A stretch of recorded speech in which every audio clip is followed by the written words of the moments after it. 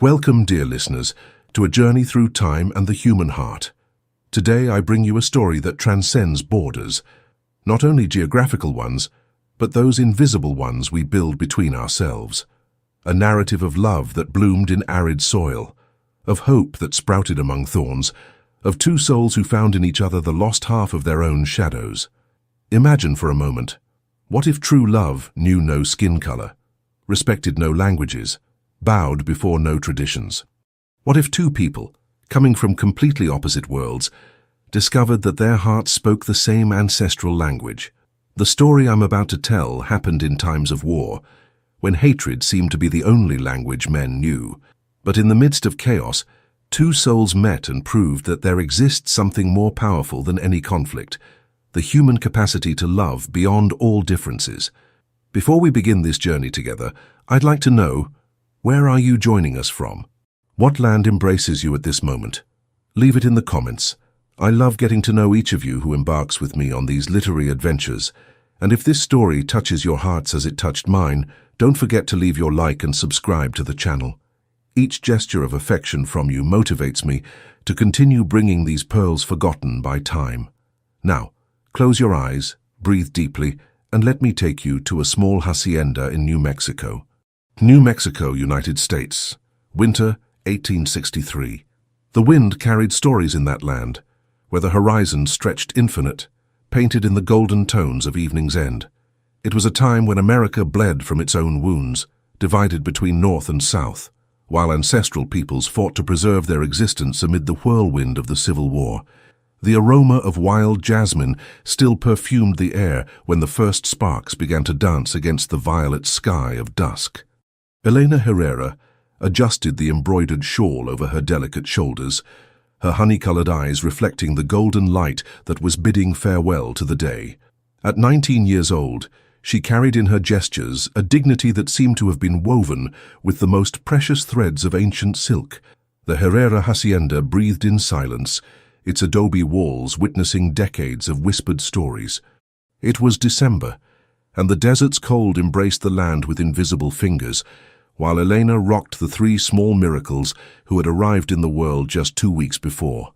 Diego, Carlos, and Rosa, triplets who slept like angels fallen from heaven, oblivious to the approaching storm. Don Ramon had departed 3 days earlier in search of supplies, promising to return before the first church bell. But the horizon remained empty, like an unfulfilled promise, and Elena felt in her chest that anguish women know when love is absent for too long.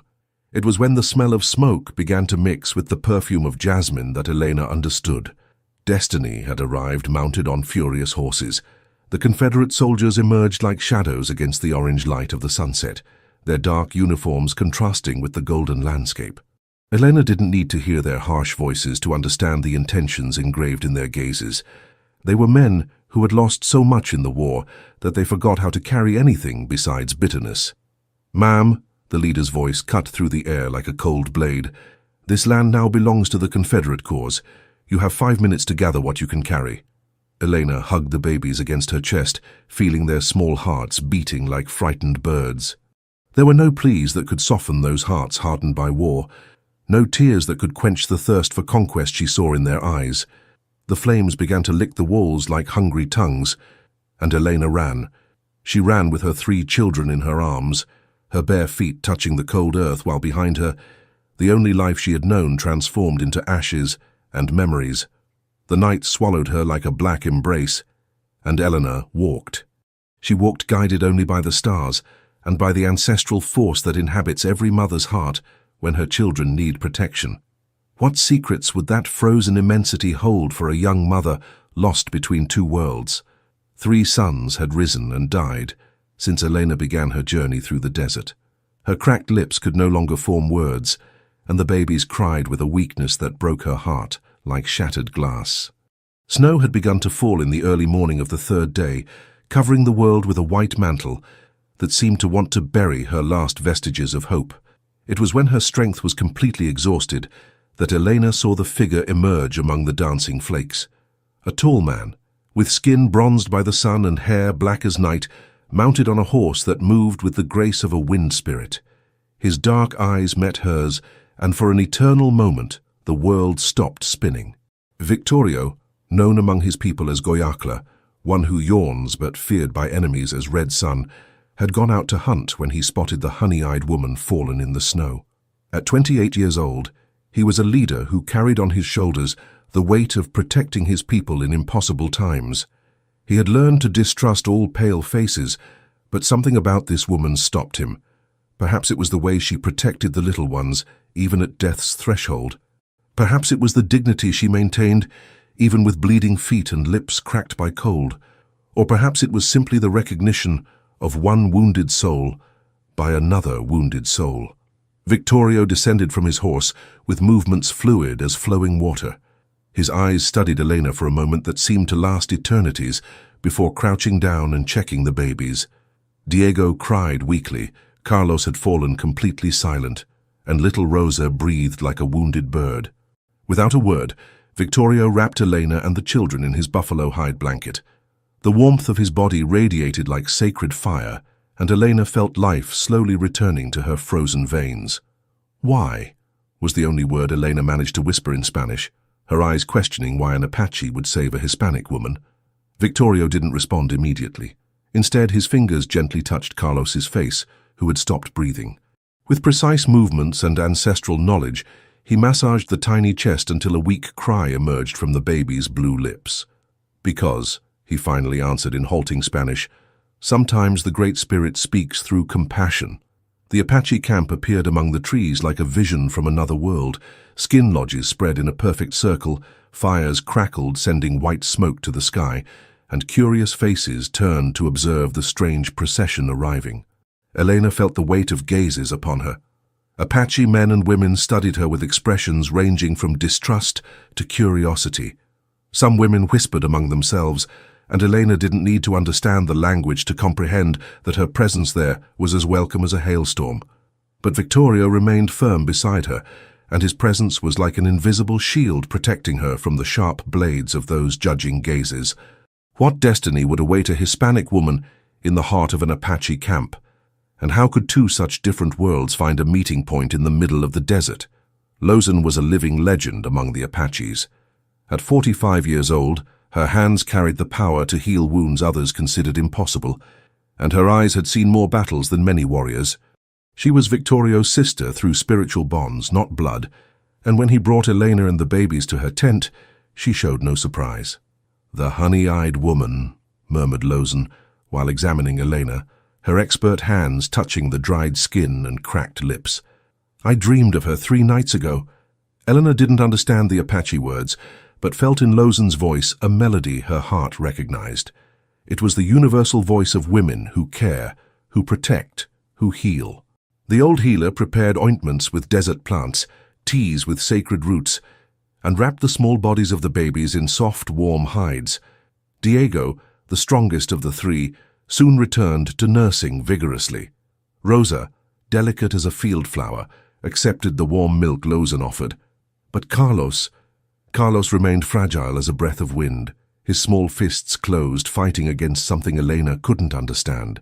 For days Elena remained in Lozan's tent, learning through gestures and glances the silent language of healing. She watched how the old Apache prepared the remedies, how her hands danced over the herbs as if weaving magic, how her lips whispered words that seemed to rock the very wind. Victorio came to visit them always at sunset. He would sit in silence beside the fire, his dark eyes watching Elena as she cared for her children. Sometimes he brought dried fruits or cured meat, placing them discreetly within her reach. Other times he simply remained there, his silent presence offering a comfort Elena couldn't name. It was on one of those nights that Carlos began to turn blue again. Elena saw the color slowly leaving the baby's face and screamed, a scream that belonged to no language, but that every mother understands. Lozan came running, but it was Victorio who knelt beside the little one. "He needs the plant that grows only in the sacred mountains," said Lozan, her voice laden with urgency. 3 days of riding. It may be too late when we return." Victorio looked at Elena, then at the baby struggling to breathe, and his decision was silent but absolute. "I'll return before the 4th dawn." Elena held his hand before he could leave. Her words came out in Spanish, but her eyes spoke a language that transcended any barrier. Why do you do this for us?" Victorio looked at her with an intensity that seemed to pierce her soul. "Because," he said simply, "when the heart recognizes another heart, there is no choice to make." And he departed into the darkness, leaving Eleanor with the certainty that she had found something more precious than gold in the midst of that wild land. She had found a man who understood the universal language of love. But while Victorio rode toward the sacred mountains, whispered voices circulated through the camp like venomous serpents. Some tribe members began to question the Hispanic woman's presence, and Elena felt the growing weight of gazes that became more hostile with each passing day. Would Carlos be strong enough to survive until Victorio's return? And would Elena be welcome enough to remain in the only place she could now call home? The fourth dawn brought with it more than Victorio's expected return. While Eleanor watched over Carlos, who now breathed with less difficulty thanks to Lozan's care, a procession of riders approached the camp with the sound of war drums. At the front of the procession, an Apache woman of wild beauty and eyes like sharpened daggers dismounted from her horse with the grace of a panther. Ishkay had returned from a reconnaissance mission, and her presence immediately altered the camp's atmosphere like a stone thrown into calm waters. At 25 years old, Ishkay was known both for her ferocity in battle and for her past connection with Victorio. She had been his companion for 2 winters, before differences about their people's future separated them. Now, her eyes fixed on the tent where Elena cared for the children, and Elena felt a cold that had no relation to the desert wind. "So it's true." Ishkay's voice cut through the morning air like a blade. "Goyakla brought a pale woman to our sacred circle." Elena emerged from the tent carrying Carlos, who had finally managed to nurse for the first time in days. Diego and Rosa slept peacefully in Lozan's arms, who observed the scene with eyes that had seen many similar conflicts over the years. The encounter between the 2 women was like the confrontation between fire and ice. Ishkay studied Elena from head to toe, noting the still wounded feet, the torn but clean dress, the way Elena held Carlos against her chest as if he were the most precious thing in the world. "She doesn't belong here," declared Ishkay for all to hear. "Her tears called soldiers to burn our homes before. They will call again." Elena didn't need to understand Apache to comprehend the tenor of the words. The hostility in Ishkay's voice was a universal language, as was the way other tribe members began to murmur agreements. It was when the sound of hoofbeats announced Victorio's return. He arrived like a controlled storm, his horse covered in sweat, his hands carrying a small leather pouch containing the sacred herb. His eyes immediately found Eleanor and Carlos, checking if he was still in time to save the little one. But it was Ishkay's presence that made his muscles tense like bowstrings. "Ishkay." His voice was neutral, but Elena perceived the complexity of emotions hidden behind that neutrality. "Goyakla." Her response came laden with challenge and something more, something Elena recognized as the pain of a woman who still carried love for a man who had chosen another path. The silent confrontation between them lasted only seconds, but for Elena it seemed an eternity. She saw in the look Ishkay directed at her something that made her understand. This Apache woman didn't see Elena just as an intruder. She saw her as a rival. Victorio approached Elena and extended the pouch with the herbs. "For Carlos," he said simply, but his eyes said much more. They said he had ridden 3 days and 3 nights without stopping, that he had risked his life in the sacred mountains, that he would do it all again if necessary. Lozan prepared the remedy with the new herbs, and everyone watched while Elena gave the first drops to Carlos. The baby swallowed the bitter liquid, and almost immediately his breathing became more regular. His cheeks gained a healthier color. "The Great Spirit smiles upon this child," murmured Lozan, and Elena felt tears of gratitude flowing down her face. But the joy was short-lived. Ishkay stepped forward, and her voice echoed throughout the camp like a decree. "I call for the Council of Elders. This woman must leave before she brings disgrace upon all of us." Elena looked at Victorio and saw in his eyes a silent struggle. He was a leader divided between his duty to his people and something growing in his heart like a wildflower, something he still didn't have the courage to name, but that Elena recognized because she felt the same force growing within herself. The council would be convened at sunset, and Elena knew that her permanence in the only place where she had found safety would depend on a decision that wasn't in her hands. Meanwhile, Ishkaine circulated through the camp like a venomous serpent, whispering words Elena didn't understand, but whose effects she could see in the increasingly hostile faces that turned in her direction. Would the budding love between Elena and Victorio be strong enough to resist the pressures of an entire people, or was Elena destined to face the frozen immensity of the desert once again with her 3 children in her arms? The morning mist had not yet completely dissipated when a solitary figure emerged among the trees, staggering like a man who had ridden beyond the limits of human endurance. The stranger wore tattered Confederate clothes, wounds that seemed fresh, and a look that Elena recognized immediately, even through the grown beard and dirt covering his face. James Morrison. 32 years of deceptions and frustrated ambitions. Eleanor felt her blood freeze as she watched the man who had once courted her sister Clara with expensive gifts and empty promises. The same man who, when rejected, had sworn that the Herrera family would pay for humiliating him.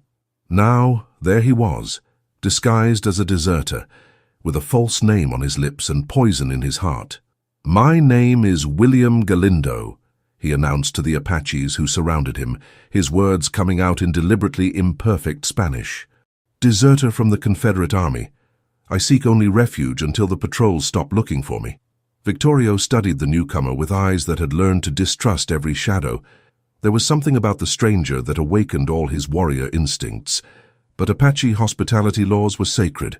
A wounded man asking for shelter couldn't be rejected without clear reason. Eleanor remained silent, her arms tightening Carlos against her chest, while she watched James being led to a recovery tent. He hadn't recognized her yet, or pretended not to have recognized her, but she saw the way his eyes examined her, the way an almost imperceptible smile touched his lips when he thought no one was watching. During the following 3 days, James integrated into the camp with a skill that chilled Elena's heart.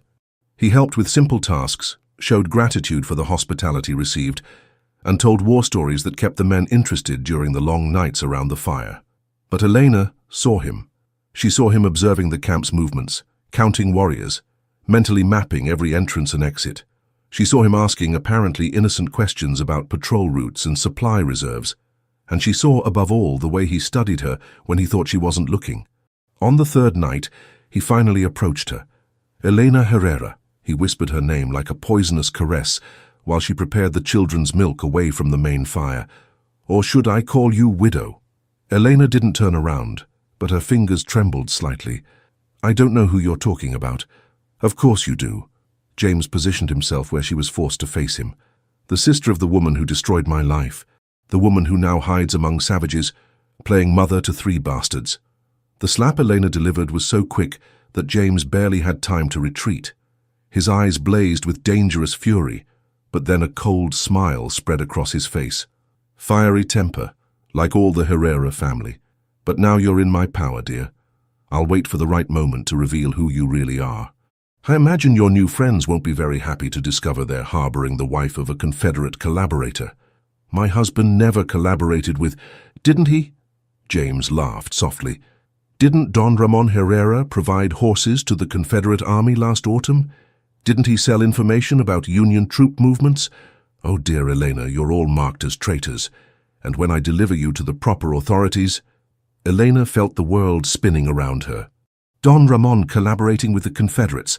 Was it possible? There had been so many things about the war he had never shared with her, so many mysterious trips. "What do you want?" she asked, her voice barely above a whisper. "For now, just stay quiet and pretty. But soon I'm going to need some information about this place. How many warriors? Where they keep the weapons? What are the escape routes?" James leaned closer, his warm breath against her ear. "And you're going to help me, or your 3 little cubs will grow up motherless." Elena looked at Diego, Carlos, and Rosa, sleeping peacefully in their small hide cribs, oblivious to the storm forming around them. Then she looked toward the main fire, where Victorio conversed with other warriors, his silhouette outlined against the dancing flames. How could she protect her children without betraying the man who had saved their lives? How could she save Victoria without sacrificing the safety of the only creatures that gave meaning to her existence? James walked away with the same poisonous smile, leaving Eleanor alone with a dilemma that seemed to have no solution. While the stars witnessed her silent desperation, she didn't know that hidden among the shadows, Victorio had observed the entire conversation and was beginning to connect pieces of a dangerous puzzle. What secrets from Elena's past could destroy the fragile sanctuary she had found? And how could the budding love between two hearts survive the poison of lies and blackmail? The moon was full when Victorio appeared silently at Elena's tent entrance. There was something different in his eyes, an urgency mixed with tenderness that made her heart race like a frightened bird. "Come with me," he whispered in Spanish, extending his hand. "Bring the children." Elena hesitated only for a moment before trusting. She wrapped Diego, Carlos, and Rosa in warm blankets and followed Victorio through the darkness. They walked in silence along paths only he knew, climbing rocky slopes until they reached a hidden valley that seemed to have been carved by the gods themselves. The place was magical. A small spring bubbled from the stones, creating a stream that wound between ancient trees. Wild flowers perfumed the air even in winter, and the sound of flowing water created a melody that calmed the soul. It was a secret sanctuary, protected by mountains on all sides. "This place is sacred to my people," Victorio explained while lighting a small fire. "Only leaders know its location. Here we can speak without others hearing."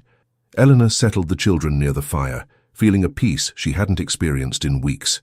But it was when she turned to face Victorio that she saw the concern in his eyes. "I saw you talking with the man who calls himself William," he said directly. "But that's not his real name, is it?" Elena closed her eyes, knowing that the moment of truth had arrived. "No. His name is James Morrison, and he knows secrets about me that could destroy everything." Victorio sat beside her, and his presence was like a safe harbor amid the storm. "Tell me." And Elena told. She told about James having courted her sister Clara, about the rejection and oath of vengeance. She told about the suspicions that Don Ramon might have collaborated with the Confederates, and about the veiled threats James had made. "He wants information about the camp," she concluded, her voice trembling, "and if I don't cooperate, he'll turn me over to the authorities as the wife of a traitor." Victorio listened to everything in silence, his dark eyes reflecting the flame's glow.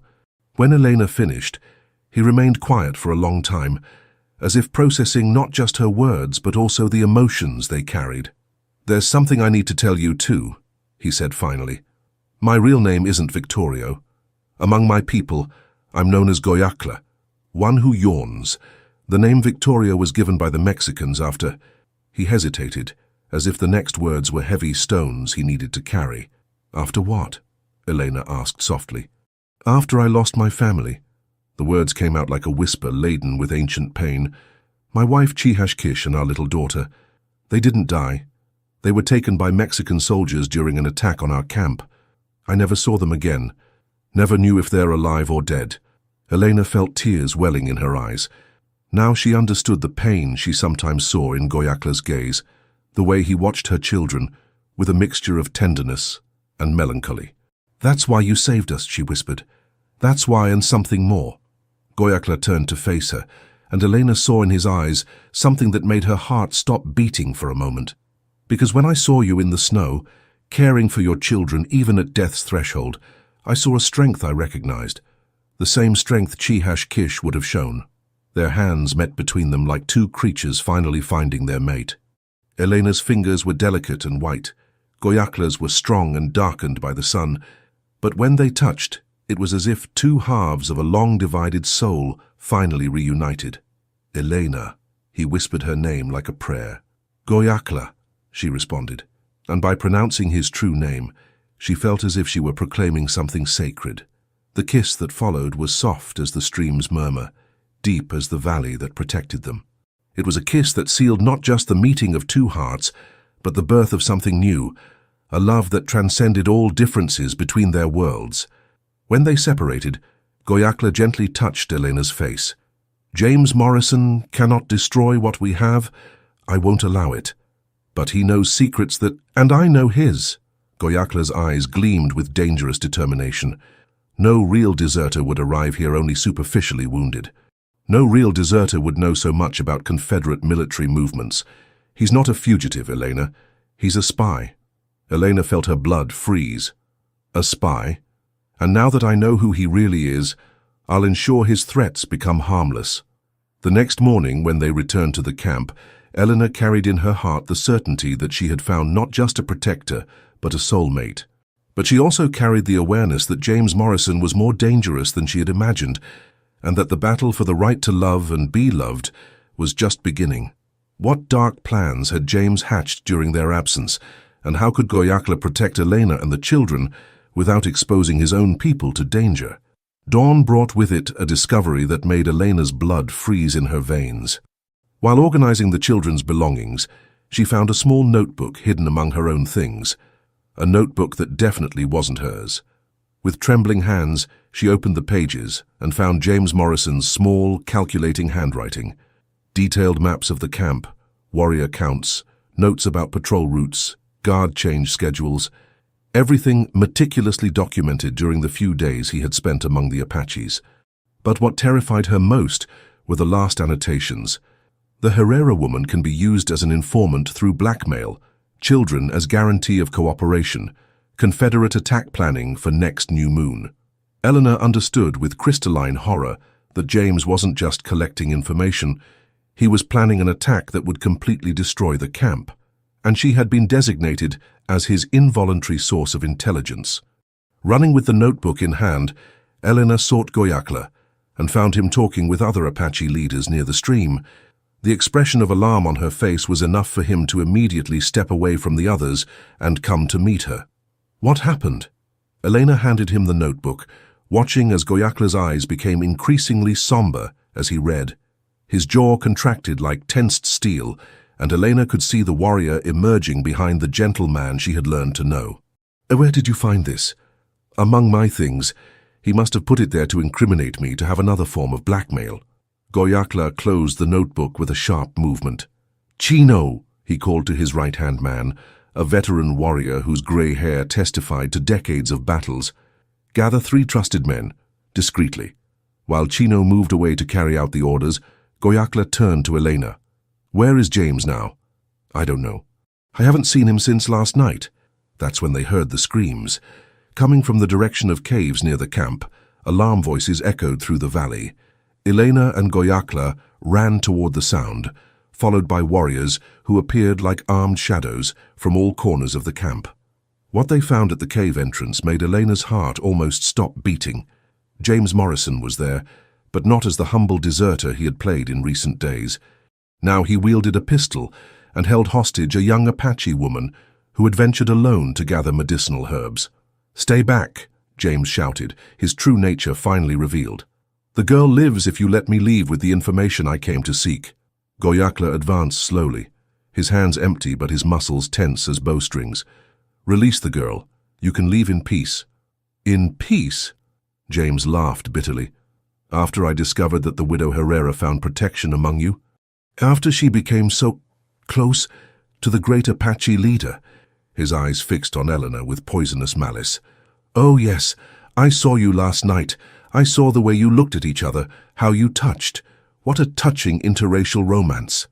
Eleanor felt shockwaves rippling through the camp as James's words reached the ears of Apache men and women who already distrusted her presence.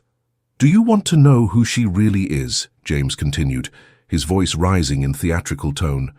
"Elena Herrera, wife of a Confederate collaborator, a woman marked as a traitor by the very government she supposedly supported."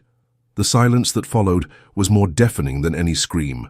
Elena felt all gazes turning toward her, some confused, others hostile, all demanding explanations she didn't know how to give. It was then that Goyakla stepped forward, his voice cutting through the air like a sharp blade. "And you, James Morrison, want to tell everyone who you really are?" The confidence on James's face wavered slightly. "I don't know what you're talking about." "Don't you?" Goyakla smiled, but it was a dangerous smile. "Captain James Morrison, assigned by the Confederate Army to infiltrate Apache tribes and collect information for coordinated attacks. The same man who has a $500 gold bounty on his head for desertion from the Union Army." Elena saw James's face pale. How had Goyakla discovered all this information? "You're a double spy, Morrison. You betrayed both sides in the war, and now you're here to betray us too." Goyakla continued, advancing slowly. "The only question is, How many innocents are you willing to kill before accepting that your farce has come to an end? James's hand trembled slightly as he held the weapon, and Elena saw panic beginning to take hold of his eyes. Desperate men were the most dangerous, and she feared what he might do with the young Apache woman in his hands. That's when something unexpected happened. The young hostage, who had remained apparently paralyzed with fear, suddenly twisted with the grace of a serpent and drove a small blade into James's ribs. James's scream of pain and surprise echoed through the caves as he released the girl, who rolled away with feline agility. The pistol fired upward, and before James could re-aim the weapon, an arrow from Goyakla cut through the air and pierced his right shoulder. James fell to his knees, his left hand trying to stop the bleeding, while his right still weakly held the pistol. Around him, Apache warriors emerged from the shadows like vengeful spirits, but it was Goyakla who approached to definitively disarm him. "It's over, Morrison," he said, taking the weapon and the papers James carried. "Your lies, your threats, your plans, all over." James looked at Elena with distilled hatred. "You think you won. They'll never fully accept you. You'll always be a stranger among them." Elena approached and knelt beside the wounded James. When she spoke, her voice was calm as the surface of a deep lake.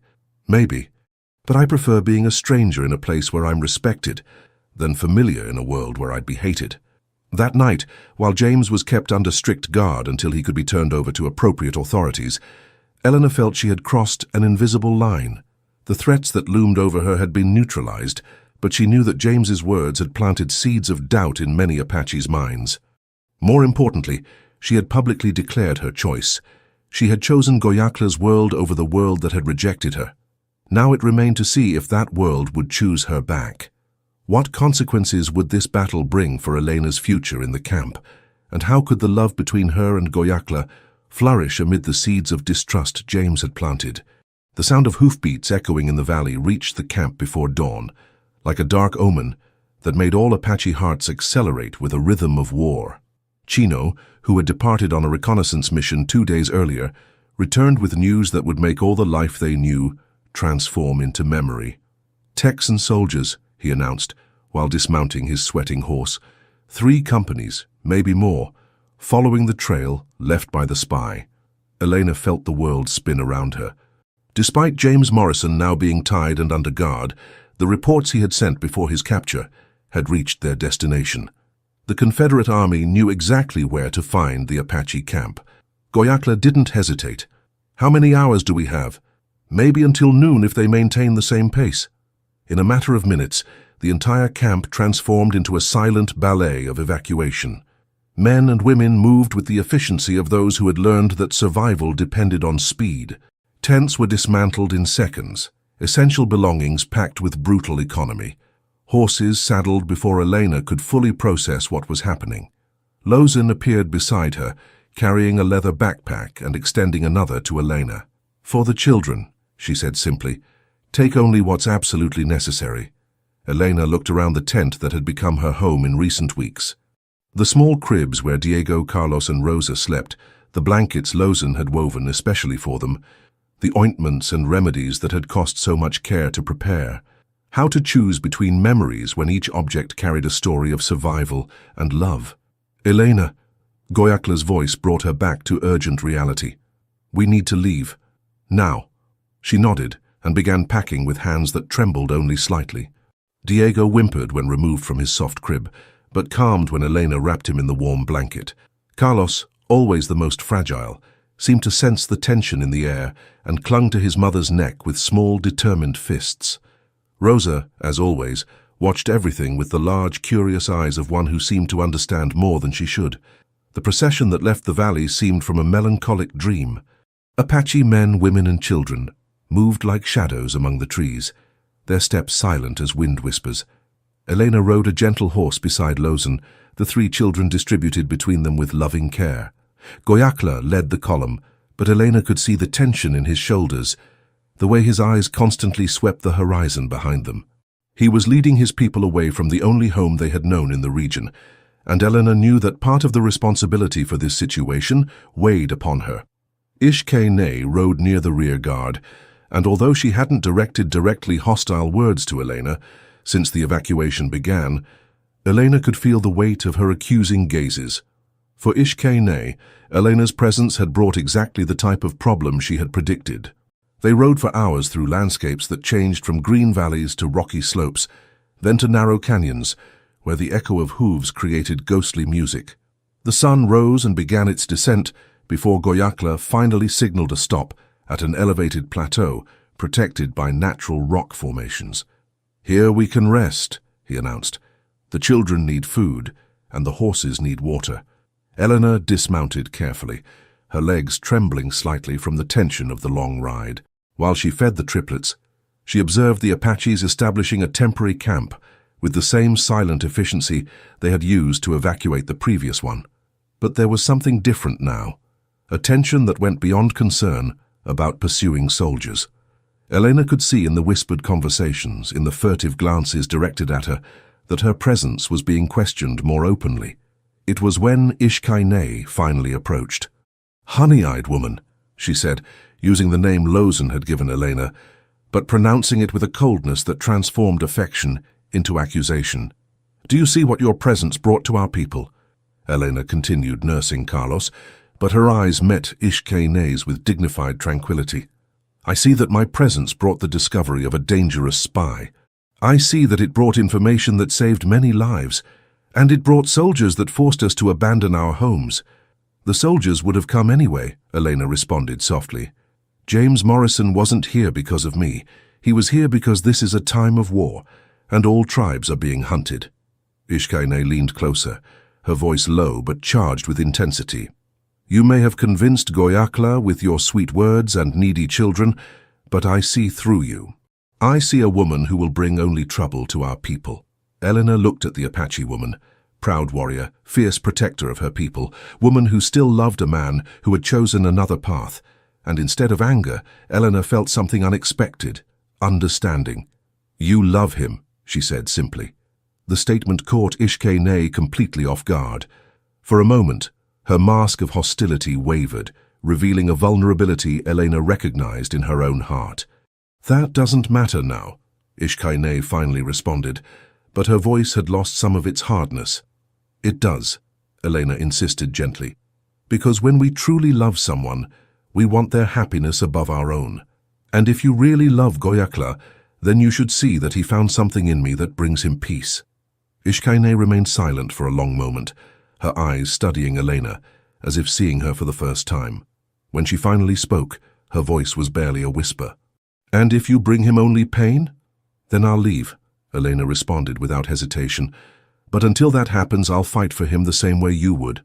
That night, while Elena watched the stars from the high rocky plateau where they had found temporary refuge, she knew she had gained something more precious than Ishkay's tolerance. She had gained her reluctant respect, but she also knew that the real challenges were still to come.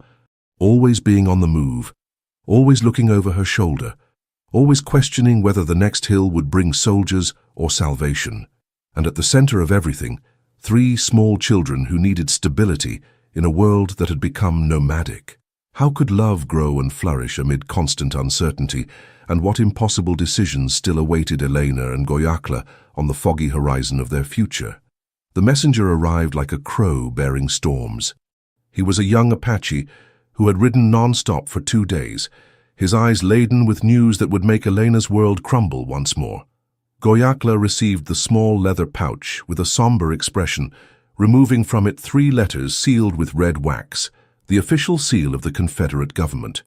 Elena watched as he opened the first, then the second, his muscles progressively tensing like bowstrings being stretched to their limit.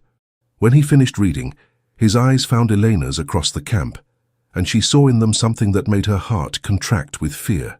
"Council," announced Goyakla, with a voice that echoed among the tents. "All adults. Now." Elena approached carrying Rosa in her lap, while Diego and Carlos slept in Lozen's arms. The circle that formed around the central fire was charged with tension. All faces turned toward Goyakla with anxious expectation.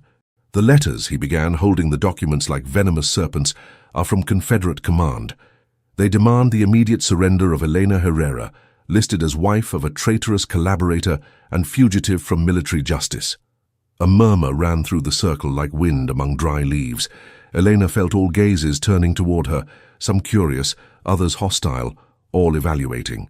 "They offer gold," continued Goyakla, his voice remaining firm despite the storm Elena could see in his eyes. "Much gold, and they threaten total war if they don't receive cooperation." Ishkene was the first to speak. "How much gold?" "Enough to buy weapons for all warriors. Enough to guarantee supplies for the entire winter." The silence that followed was heavy as stone. Elena could practically hear the thoughts spinning in each person's mind. It was a tempting offer in times when their people faced scarcity and constant persecution. "And if we refuse," asked Chino, "then they'll come with full force, not just Texan soldiers, but regular Confederate troops. They'll hunt every Apache camp in all of New Mexico." Elena felt Rosa moving in her arms and automatically began rocking the baby, the instinctive movement of a mother providing small comfort amid the chaos her life was becoming again. "There's more," added Goyakla, and Elena saw he was struggling against something internal. "They also offer a peace treaty, guaranteed territory for our people if we cooperate." Now even Lozan seemed to be seriously considering the proposal. Elena understood with crystalline clarity that she was looking at an entire people's survival weighed against her own safety and that of her children. "I'll go," she said simply, breaking the silence like a stone thrown into calm waters. "No." Goyakla's response was immediate and final. "Goyakla," Elena stood up, Rosa still in her arms, and walked until she stood before him. "Look at your people. Look at the children who sleep hungry, at the elders who tremble with cold. How can you sacrifice all of them for a woman you barely know?" "How can I sacrifice the woman I love?" His answer came out as a whisper, but was heard by everyone in the circle. The public declaration of love created visible shockwaves among the Apaches. Some seemed moved, others shocked, others even more hostile to the idea of their leader falling in love with an outsider. "Because," Eleanor responded, her voice laden with tenderness that only increased her determination, "sometimes loving someone means letting them go." Ishkene stood up abruptly. "She's right. The pale woman has brought only trouble since she arrived. First, Confederate soldiers burned our old home. Now they threaten war if we don't surrender her. When will this end?" "When I leave," Elena said, looking directly at Ishkene. "And I leave at dawn." "No." Goyakla also stood up, and Elena saw in him all the authority of a tribal leader. "We will not surrender an innocent woman and children to soldiers who will treat them as criminals, no matter the price." "Even if the price is your people's destruction?" Elena asked. "Even so." The debate that followed lasted hours. Voices rose in Apache, passionate discussions Elena couldn't fully understand, but whose emotional tenor was clear. Some supported Goyakla, others argued for the prudence of accepting the Confederate offer. It was Lozan who finally brought a different perspective. "In my dreams," she said, her voice laden with the authority of a respected visionary, "I saw the honey-eyed woman walking between two worlds. I saw blood that needn't be spilled, bridges that can be built instead of walls." Everyone turned to her, awaiting elaboration. "Perhaps," continued Lozan, "the answer isn't to surrender Elena or protect her through war. Perhaps it's to find a third way." "What third way?" asked Goyakla. Lozan smiled, and Elena saw in the old healer's eyes wisdom that came from decades observing the complex patterns of human life. "Elena goes to them," she said, "but not as a prisoner. She goes as a negotiator, with a proposal they cannot refuse." Eleanor felt a shiver of possibility mixed with terror. "What proposal?" "Information about Apache tribal movements," Lozan responded. "False information that will lead them away from our real camps. In exchange for real peace, not just empty promises." The plan was extremely risky. Eleanor would have to convince Confederate officers that she was willing to betray her new people, give them information convincing enough to be believed, but false enough to protect the Apaches. A single error, a single suspicion, and she would be executed as a spy. "It's suicide," said Ishkene, but Eleanor detected a note of reluctant admiration in her voice. "It's hope," corrected Eleanor. "It's the only chance we have to protect everyone we love." Goyakla stared at her for a long moment, and Elena saw in his eyes a battle between the man who loved and the leader who had responsibilities to his people. "If something goes wrong," he began, Then you'll be here to care for Diego, Carlos, and Rosa, Elena finished. And they'll grow up knowing their mother died trying to protect the tribe that welcomed them. That night, Elena lay down for perhaps the last time in the tent that had become her home, watching her 3 children sleep with the innocence of those who don't understand that the world around them can change completely between one dawn and another. Would her desperate plan be enough to save everyone she loved, or was she walking toward a sacrifice that would leave her children orphaned and her heart broken forever? The Confederate military camp stretched across the valley like a scar on the landscape. Grey tents organized in perfect rows, soldiers marching in precise formations, smoke from various fires rising like accusing fingers against the blue midday sky. Elena approached mounted on an Apache horse, a white flag fluttering on a pole she held with hands that seemed steady but trembled imperceptibly. She had left Diego, Carlos, and Rosa in Lawson's care, and each step that took her away from them seemed to tear pieces from her soul. Goyakla had insisted on accompanying her to an observation point in the hills from where he could watch events unfold. He was hidden among the rocks with Chino and 2 other warriors, ready to intervene if the plan went terribly wrong. Mrs. Herrera, the colonel who received her, was a middle-aged man with grey hair and eyes that had seen much war. "I am Colonel Davidson. We were expecting you." Elena dismounted with the grace she had learned watching Apache women, maintaining composure even as armed soldiers surrounded her. "Colonel Davidson, I came to answer the call in your letters." "Let's get straight to the point," said Davidson, gesturing for her to follow him to a larger tent in the center of the camp. "You're being accused of treason by association, and your husband is wanted for collaboration with the enemy, but your current circumstances present an interesting opportunity." Inside the tent, maps covered a wide table, marked with known and supposed positions of Apache tribes. Elena forced herself to study them with a neutral expression, even when she saw that some markings were dangerously close to real camps. "I understand you've spent considerable time living among the Apaches," continued Davidson, "that you've learned their customs, their languages, their strategies." "I learned what was necessary to survive," Elena responded carefully. "Excellent. Then you'll understand we're in a position to offer a very generous deal. Complete cooperation in exchange for total pardon for you and your children." Elena pretended to consider the proposal, allowing a carefully controlled expression of relief to appear on her face. "What kind of cooperation?" Davidson smiled, and Elena saw in him the satisfaction of a hunter who believed he had cornered his prey. "Information about Apache movements, camp locations, weak points in their defenses. In exchange, you and your children will receive military protection, safe escort to Union territory, and all criminal records will be lost." It was exactly what Lawson had predicted. Elena breathed deeply and took the first step in the mortal dance that could save or destroy everyone she loved. "There are conditions," she said, allowing a note of hesitation to appear in her voice. "I can't simply disappear. The Apaches trust me now. If I disappear suddenly, they'll become suspicious and change all their plans." "Continue." Davidson leaned forward, interested. "I need to return to the camp as if nothing had changed, collect information gradually. Then, on a future occasion, escape with the data you need." Davidson studied Elena for a long moment, his experienced eyes searching for signs of deception. Elena maintained her hopeful but nervous expression, a woman desperate to protect her children, willing to betray anyone to guarantee their safety. "How much time would you need?" "A week, maybe 2. They're planning to move again, and I need to find out where." "And how will we know you're not simply buying time to flee?" Elena had prepared for this question. "Because," she said, lowering her eyes with simulated shame, "you'll keep one of my children as guarantee." The silence in the tent was absolute. Elena forced herself to continue breathing normally while Davidson processed the offer. "A hostage?" "Not a hostage," Elena corrected quickly. "A guest, under military medical care. Carlos, the most fragile of the triplets, has breathing problems. You could treat him while I complete my mission." It was an elaborate lie built on truth.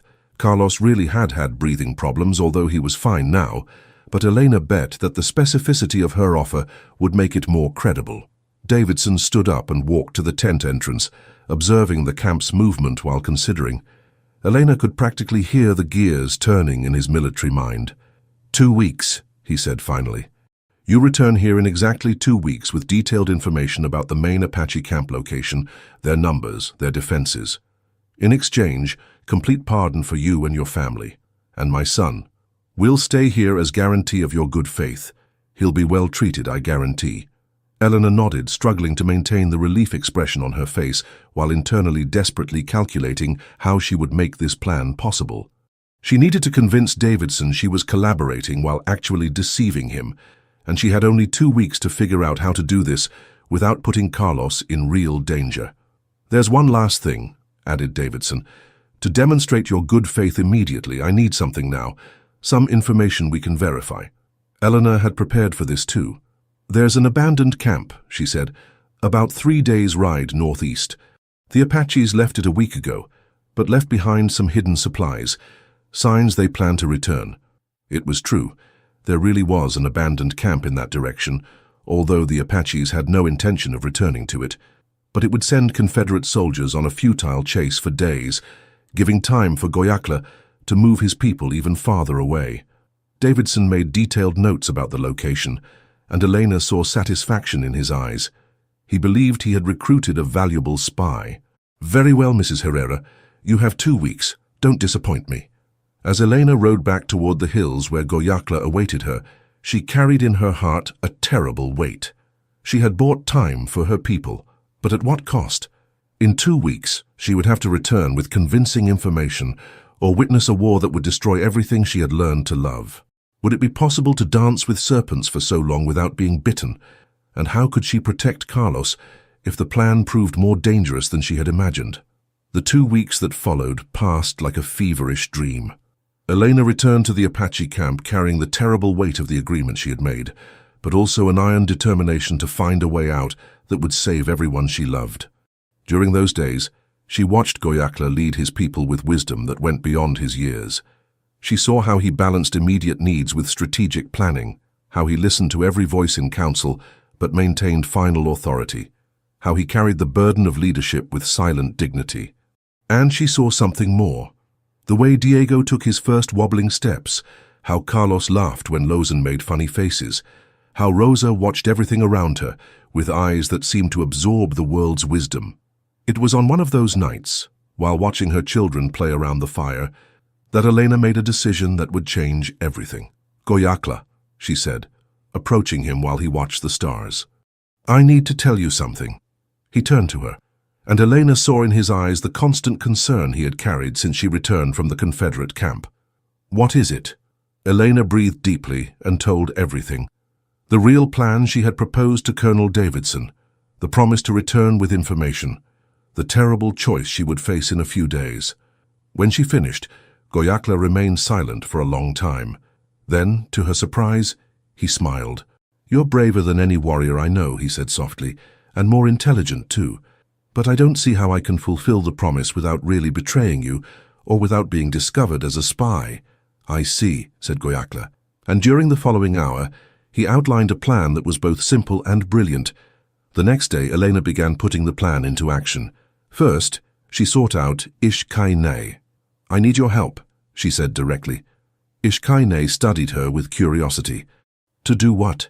To save this people we both love, each in our own way. And Elena explained. She explained the plan she had developed with Goyakla, the crucial role Ishkaine could play, the risks involved for all of them.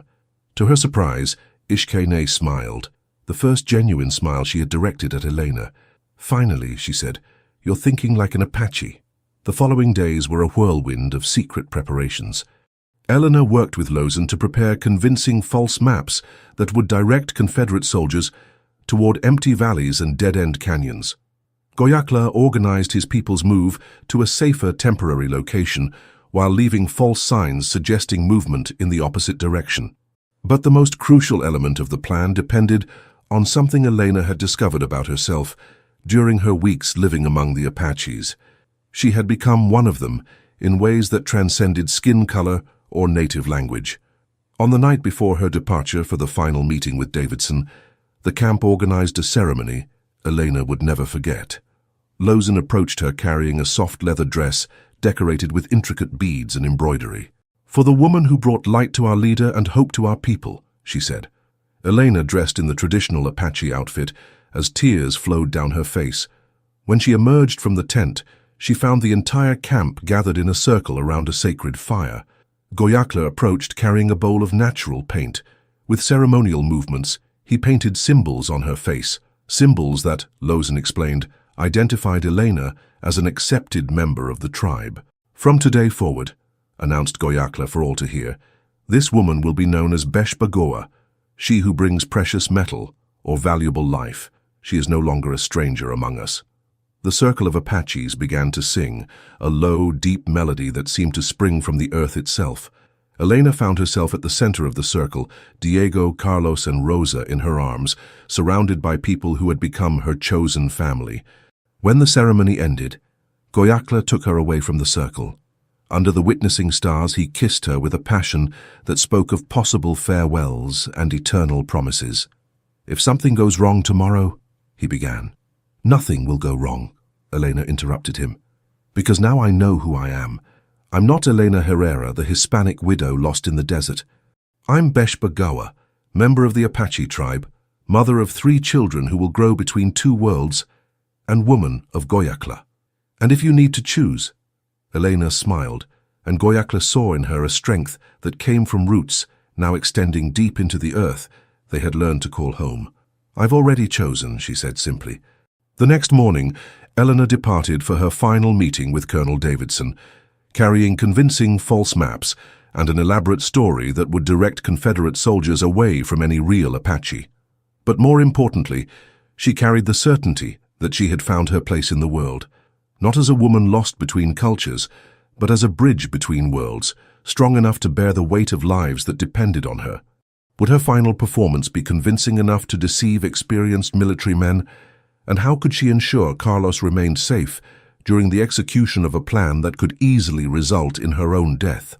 Colonel Davidson received her with the satisfaction of a man who believed he had made a profitable investment in treason. Elena entered the military tent, carrying a leather backpack containing carefully forged maps and meticulously fabricated information. "Mrs. Herrera," Davidson greeted, gesturing toward a chair in front of his table. "I hope you've brought good news." Elena sat with the composure of a woman who had found strength in unexpected places. "I brought what we promised, Colonel, but I need to see my son first." Davidson signaled to a soldier, who left and returned moments later with Carlos in his arms. The baby had grown visibly in the 2 weeks, his eyes now more alert, his movements more coordinated. When he saw Elena, he extended his little arms and whimpered softly. Elena stood to receive Carlos, discreetly checking if he was well cared for. To her relief, he seemed healthy and clean, obviously having received adequate care. "As promised," said Davidson. "Now the information." Elena opened her backpack and withdrew the maps she had prepared with Goyakla and Lozin. They were works of art in deception, based on real geography but directing toward places where no Apache would be found. "The main camp is here," she said, pointing to a location 3 days' ride in the opposite direction from where Goyakla had actually taken his people. Approximately 40 warriors, maybe 15 women and 20 children. Davidson studied the map with growing interest. "Defenses. Limited. They don't expect to be found. There are sentries here and here." Elena pointed to positions that seemed strategic, but would actually leave attackers exposed to natural terrain ambushes. "And supplies? Low. They're depending on regular hunting and root gathering. A siege of a few days would force them to surrender." It was an elaborate lie, but Elena told it with the conviction of someone who had actually observed these conditions. Davidson made detailed notes, clearly satisfied with the information quality. "There's more," added Elena, removing another document. "Escape routes they plan to use if the camp is discovered. If you position men here and here," she pointed to places that would actually offer natural protection for escaping Apaches, "you can capture most before they escape." Davidson smiled, and Elena saw in him the confidence of a hunter who believed he had set the perfect trap. "Excellent work, Mrs. Herrera. When will we attack?" "I would suggest tomorrow at dawn," Elena responded. "They'll be less alert and many of the warriors will be on hunting expeditions." It was true that Apache warriors frequently hunted early in the morning, but Elena knew the place she had indicated would be completely empty. Davidson stood up, clearly eager to begin preparations. "Consider your debt paid, Mrs. Herrera. You and your children will receive safe escort to Union territory today." Elena nodded, but then hesitated as if something worried her. "Colonel, there's one last thing." "Yes?" "Their leader, Victorio. He won't be at the main camp tomorrow. He received information about Mexican troop movements to the south and departed with a small group to investigate. It was another lie, but one that served two purposes. It explained why the Apache leader wouldn't be captured in the attack and would send Davidson on a second futile chase if he decided to look for Goyakla. When will he return? In 3 or 4 days. But when he discovers the camp was attacked, he'll probably flee to Mexico permanently. Davidson made more notes, and Elena saw he was completely convinced he had received valuable intelligence. "Very well. Soldier Jenkins will escort you and your children out of the war zone. You've done a valuable service to your country, Mrs. Herrera." Elena stood up, Carlos still in her arms, and headed toward the tent exit. But upon reaching the entrance, she turned one last time. "Colonel Davidson?" "Yes?" "When you attack the camp tomorrow and discover it's empty, when you follow the escape routes and find only dead-end canyons, when you search for Victorio in the south and find only false trails—" Elena paused, allowing her words to settle in Davidson's mind. "Remember that you underestimated both Apache intelligence and a mother's determination to protect her children." Davidson looked up from the maps, confusion beginning to replace confidence on his face. "What are you saying?" "I'm saying," Elena responded with the serene dignity of a woman who had found her true identity, "that Beshbagawa, the woman who brings valuable life, protects her family and her people by all necessary means." Before Davidson could fully react to what she had said, Elena left the tent and walked calmly toward where a soldier waited with horses for the promised escort. As they rode away from the military camp, Elena looked back once and saw Davidson emerging from his tent, shouting orders to confused soldiers. In a few hours, he would fully understand he had been deceived. But by then, Elena and Carlos would be too far away to be reached. More importantly, Goyakla and all his people would be safe in their new location, protected by false information that would keep Confederate soldiers chasing ghosts for weeks. Elena smiled as Carlos slept in her arms, knowing she had danced her last dance with serpents and emerged victorious. Now only one thing remained: returning home, to the only place where she truly belonged. What reunion awaited Elena when she returned to the Apache camp, and how would her journey from outsider to accepted tribe member finally be completed? The valley where Goyakla had established the new camp seemed from a dream. Protected by natural rock formations and blessed with a crystal-clear water spring, it was a sanctuary that offered both beauty and strategic security. Elena approached the camp in the late afternoon, Carlos sleeping in her arms, still wearing the Apache outfit she had received in the naming ceremony. She felt her heart racing as she spotted the familiar tents, the fires beginning to be lit for the night, the beloved figures moving in their daily activities. Goyakla was the first to see her. He was talking with Chino near the horses when his eyes turned toward the trail and found her. For a moment that seemed suspended in time, they simply looked at each other across the distance, two souls who had passed through a trial by fire and emerged even more united. Then he ran. He ran with a warrior's grace and the urgency of a man who had spent days fearing he might never see the woman he loved again. Elena dismounted and went to meet him, Carlos still sleeping peacefully in her arms. When they finally touched, it was as if two parts of a fragmented world had finally reunited. "Beshbagawa," he whispered her Apache name like a prayer. "Goyakla," she responded, and in that word was all the promise of return she had made. Soon others began to approach. Lozan arrived, carrying Diego and Rosa, who had grown visibly during the separation. The children extended their arms toward Elena with joy, and for a magical moment, the entire family was reunited again. "Did it work?" asked Chino, and Elena saw in the eyes of all the Apaches around the anxiety about their people's fate. "The Confederate soldiers will be chasing shadows for weeks," Elena responded. "You're safe." A murmur of relief ran through the gathered group, followed by smiles and words of gratitude in Apache that Elena now partially understood. But it was when Ishkay approached that Elena felt she had passed her final test. "Welcome home, Beshbagawa," said Ishkay. and in her voice was genuine respect that hadn't been present before. "You proved yourself worthy of the name you carry." That night the camp celebrated, not just Elena and Carlos's safe return, but confirmation that they had found a new way to survive in difficult times, through intelligence and unity instead of just brute force. Elena sat beside the main fire, Diego, Carlos and Rosa playing at her feet, Goyakla by her side. She observed the faces around the circle, men and women who had become her chosen family, children who would grow up alongside her own children, elders whose stories now formed part of her own narrative. "What are you thinking about?" asked Goyakla softly. Elena looked at him, this man who had saved her life and then become her soulmate. "I'm thinking that I spent so much time looking for a place where I belonged that I almost didn't recognize when I finally found it. And now? Now I know that home isn't a place where you're born," Elena responded, watching her children laugh while other Apache adults played with them. "It's a place where you choose to grow." Goyakla took her hand, intertwining their fingers as they had done on the first night they spent together in the sacred valley. "There's something I need to ask you." Elena turned toward him, seeing a vulnerability in his eyes he rarely showed publicly. "What?" "I want you to be my wife, not just in the eyes of our people, but according to all the traditions you brought from your own culture.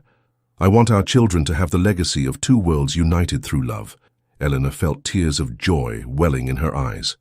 She had spent so much time being defined as a widow, as a woman alone, that she had almost forgotten how it would feel to choose a companion for love instead of arrangement or necessity. "Yes," she whispered.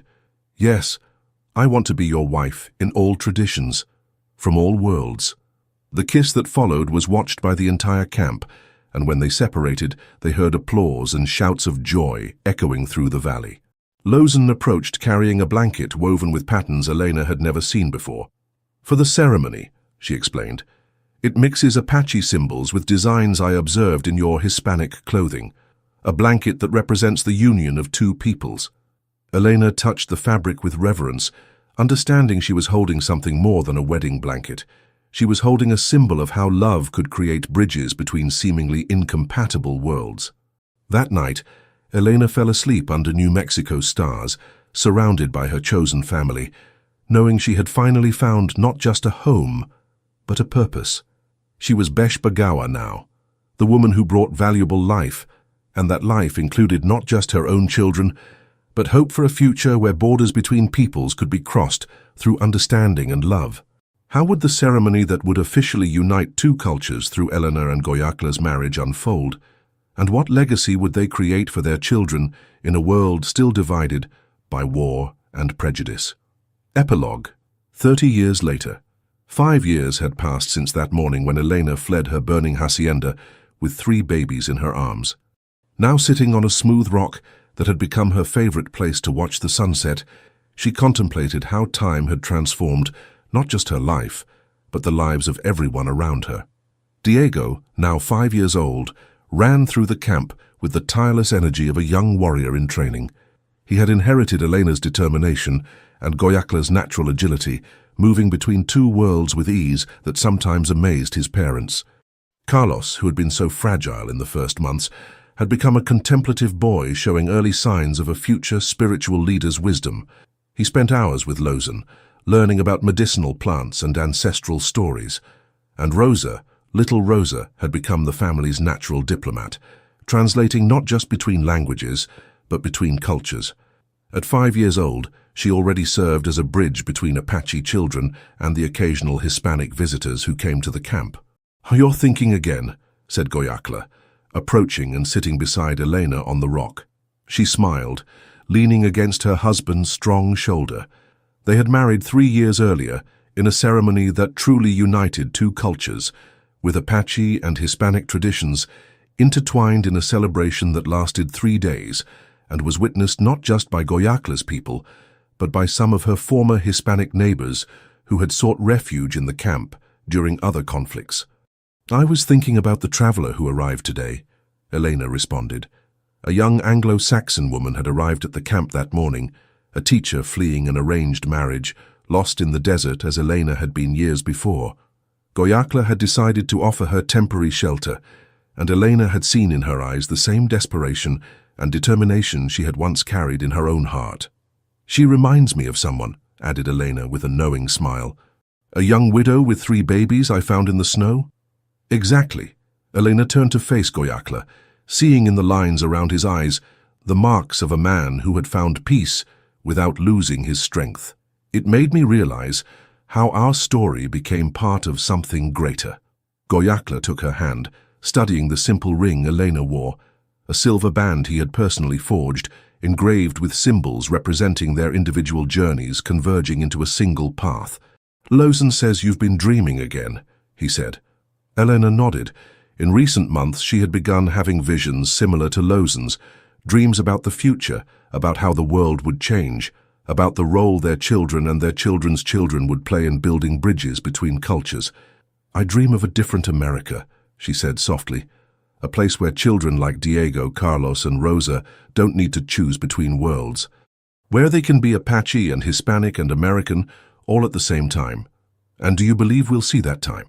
Elena looked at the valley around them, where Apache tents mixed with some adobe constructions in Hispanic style, where gardens combined native plants with crops brought from other lands, where children played together speaking a mixture of languages that was becoming their own unique tongue. Maybe we won't see it completely, she responded, but we're planting the seeds. That night, Elena told a story to the children gathered around the fire, a story about a lost woman who found her way, about a warrior who learned that true strength sometimes comes from compassion, about how love can grow in arid soil if watered with patience and understanding. The children listened with bright eyes, some Apache, some Hispanic, some mixed like our own children, all absorbing the lesson that identity didn't need to be a prison, but could be a bridge. After the children went to sleep, Elena walked with Goyakla to the camp's edge where they could see the stars without obstacles. It was their tradition, a nightly walk where they shared the day's thoughts and made plans for tomorrow. Did the traveler decide to stay? Asked Goyakla. For now. But I suspect that, like me, she'll discover she came seeking shelter and found home. Goyakla stopped and turned to Elena, gently pulling her into his arms. And you? Any regrets? Elena looked back toward the camp, where her children slept safely, where she had found not just love but purpose. She looked at the man who had become her soulmate, whose strength protected her, and whose gentleness inspired her. The only regret, she said, touching his face tenderly, is that it took me so long to understand that home isn't where you're born, but where you choose to flourish. They kissed under the stars that had witnessed their entire journey, from that first night when he found her in the snow to this moment of complete peace. It was a kiss that sealed not just their love, but the promise that they would continue building bridges between worlds, creating spaces where different cultures could coexist and prosper. Years later, when travelers passed through the valley, they told stories about a magical place where war had given way to peace, where different peoples lived together in harmony. They told about a honey-eyed woman who had become legend, Besh Bagawa, she who brought valuable life. But for Elena, the true magic wasn't in the legends growing around her story. It was in the simple mornings when she woke beside the man she loved, in her children's laughter echoing through the valley, in the certainty that she had helped plant seeds for a better world. And when night's shadows finally spread across the valley that special evening, Elena fell asleep knowing she had found more than she had sought. She had found not just survival, but life. Not just acceptance, but belonging. Not just love, but legacy. The red sun's shadow had transformed into hope's golden light, and that light would continue shining through generations to come, carrying the message that true love knows no borders, and that the sweetest home is one built upon foundations of mutual understanding and deep respect. Final epilogue: the professor's discovery. 30 years later, Professor Sarah Mitchell gently closed the old leather diary she had been reading to her students. The classroom at the University of Santa Fe was in complete silence, the young faces reflecting the emotion of a story that seemed too beautiful to be true. Professor? An Apache student raised her hand. Did this story really happen? Sarah smiled, gently touching the yellowed pages of the diary. This diary was found in 1895 in a sacred Apache cave in the New Mexico mountains. It was written by a woman who identified herself as Elena Herrera, also known as Besh Bagawa.